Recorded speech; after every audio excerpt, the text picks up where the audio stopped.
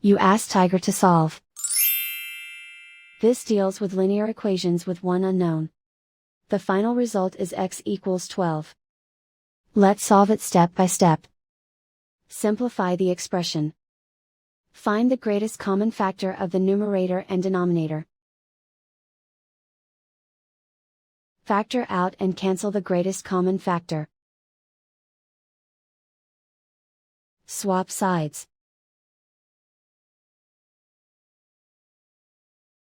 Isolate the x. Multiply both sides by 60. Group like terms.